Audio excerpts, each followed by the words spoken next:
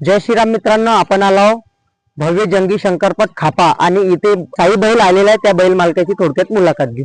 भाऊ, आपलं नाव काय? माझं नाव भूषण रमेशरावजी बोंफिले, राहणार कोडी, तालुका कळमसर, जिल्हा नागपूर. आपल्या बैलाची खरेदी कुठली आहे? ह्या बैलाची खरेदी आहे बुलढाण्याची. बुलढाण्याची. तुमच्या बैल या खात्याच्या पटामध्ये कितव्या क्रमांकात आहे आज? हा आजच्या पटामध्ये 4थ्या नंबरचे सेकंड पॉईंट धरून 5व्या नंबर. 5व्या नंबर. जनरल मध्ये का तहसील? तहसील गटात. तहसील गटात. तर या बैलाबरोबर कोण पळालेला आहे? ह्या बैलाबरोबर खात्याचाच बैल पळाला, लकी प्रायकरचा यांचा कॅप्टन पळाला. कॅप्टन पळाले. तर या बैलांनी साईनी आजपर्यंत कुठल्या कुठल्या पटामध्ये असे बक्षीस जिंकलेले? पहिले दुसरे असे? तेलगावच्या दोन्ही पटामध्ये त्यांनी तिसरा नंबर घेतला. त्यानंतर जो नांदा गोमुखला झाला होता तिथे बैल, जो याच्या सोबतचा बैल होता कॅप्टन, तो बैल बिमार असल्यामुळे बैल तिथे हकललेला नाही. पारशिवनीमध्ये 4 तालुक्यामध्ये बैल 2 तालुके जर पकडले तर बैल दुसऱ्या नंबरला होता, कडमसर सावनेर मध्ये. 4 तालुके मिळून आजपर्यंत या बैलाबरोबर कुठले असे बैल पळाले का? नामवंत बैल जे पळालेला असं बैल एखादा? ह्या बैलासोबत तेलगावच्या पहिल्या पटाला मारुती पडाला, दुसऱ्या पटाला बादल पडाला वसूचा, आणि त्याच्यानंतर कॅप्टनच आहे. आपल्या बैलाची खरेदी कुठली आहे? ह्या बैलाची खरेदी आहे घाटनांद्रा, तालुका मेकर, जिल्हा बुलढाणा, मनोज बापू देशमुख यांची. कितीला घेतला होता हा? मी 2 लाखाला बैल घेतला होता. तुम्हाला घरी येतपर्यंत ह्या किती रुपयाला पडला होता? म्हणजे 2,20,000. तर या बैलाची साईचं नियोजन कोण वगैरे करते? असं नियोजन कोण करते? नियोजन म्हटलं तर मीच करतो. धूर आमची विनोद भाऊ सहारे, मन्नतखेडी, तालुका नरखेड, जिल्हा नागपूर.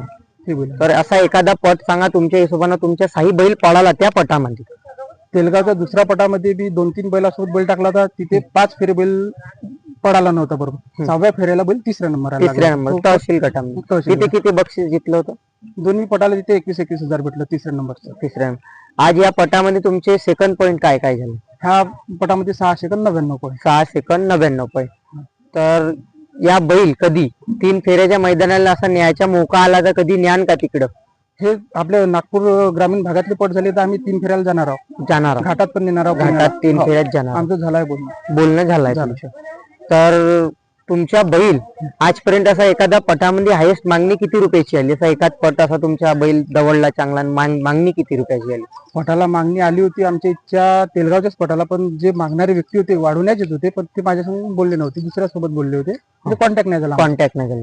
तसं आमच्या नांद्याच्या पटामध्ये पुणेवाल्याच्या पार्टीवाल्याचा फोन आला होता. बैल दाखवला आम्ही त्याला. बैल पास आला. ते म्हणजे 2 घाट करून द्या, नंतर आपण बैल घेऊ. तरी किती रुपयापर्यंत मागणी आली? आम्ही बैलाची 7 लाख रुपये किंमत सांगितली. त्याला फायनल म्हटलं 4.5-5 लाखाला देऊ तुम्हाला. आणि याचा व्यायाम काय काय आहे? रोजचा व्यायाम काय देता याला? व्यायामामध्ये याला पोहणी दिली नाही, म्हणजे गावाजवळ नद वगैरे नाही तर मॉर्निंगला नेतो सकाळी. आणि याची खुराक काय आहे दररोज? दोन्ही टाइमला 2-2 लिटर दूध आहे. सकाळी तूप आहे त्याला, आणि उंडा आहे त्याला. उंडा मिक्स जाडीचा उंडा. शंकरपटा बद्दल काही सांगू भैया? शंकरपट कसा आहे, काय आहे, काही सांगू शकता तुम्ही? शंकरपट तसा पाहिला तर चांगला बी आणि वाईट पण आहे. कशामुळे तुम्ही तुमच्या अनुभवात सांगा काही? वाईट म्हणजे कसं आहे, हा शोक आहे. कोणाच्या शेती वगैरे गेले, पैशाची बर्बादी होते. नंबरात राहिले चांगला सांग, नाहीतर बरबादी. बर्बादीच.